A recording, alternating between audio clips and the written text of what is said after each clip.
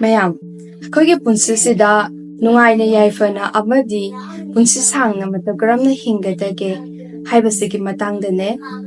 Hi everyone, my name is Ranjini. I'm a strategic architect and I'm the founder of KeishamRanjini.com.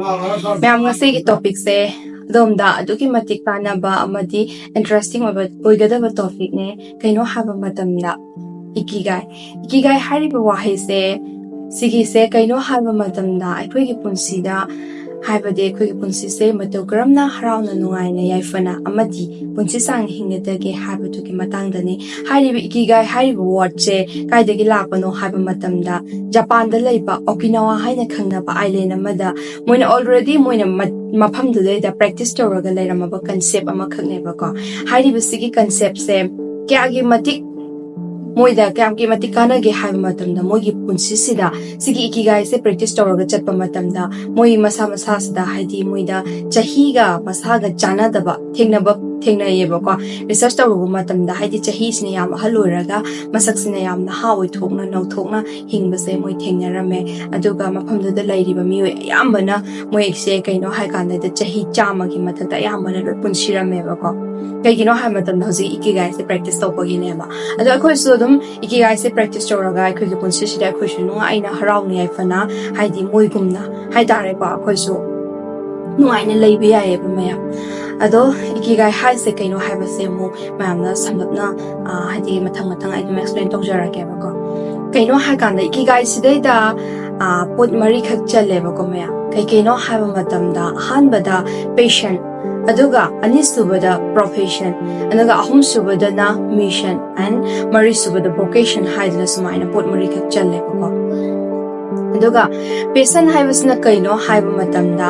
patient se kuina tawzariba thabak natraga sinpham sidaida patient oiba hai taraga di kaino haiba matamda thabak siba kuina tawba matamda kuida awaba chokthaba phawradineba sana thamoidagi pama pot ama oidoineba ko aduduga thabak se tawba matamda income laktabadi yaeba ko aduga society da sunit oibe yai adubu mana habadi mana profession on thokta taraga di ma ikigai phangbe yaroi ko example oina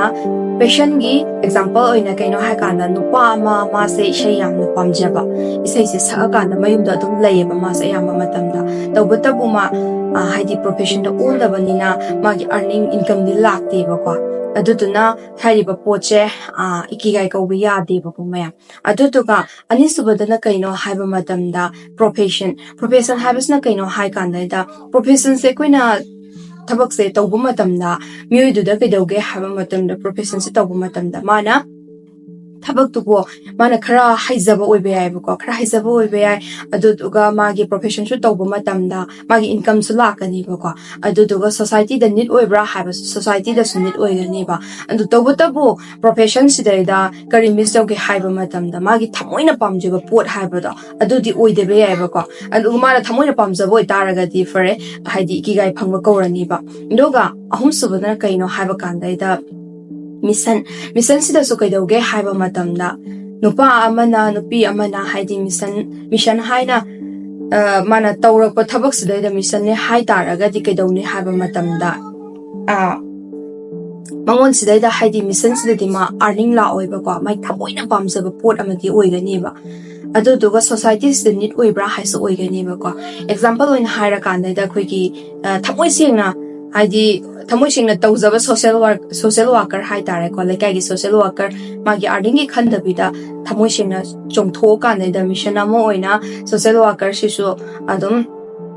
mission da chingbe sigi se kaino mission se yumdadi hariba sigi mission se tawbun panatra nupi se yumdadi kaisu ma se useless oina ma se kaisu sinthana bideba ko ma se kaigino hai matamda income da laitrabani na income da laktrabani na haidi yumda khoi miyoiba mana haidi yumma mapan ba hai sida income yaudраga di mai punsi do growth oiba su ngamoi income sisu yamna doki matik maru oiba income yaudaba yade ba ko me aduduna hariba mission se tawbu matamda mangonda ikigai phangba koba yade ba ma thamoina pamjaba oi taraga so adutuka mari subadana kaino haiba matamda vocation haisdana kaidoge haiba matamda example oina vocation gi example se puna kari pibe ya hai kanda da koina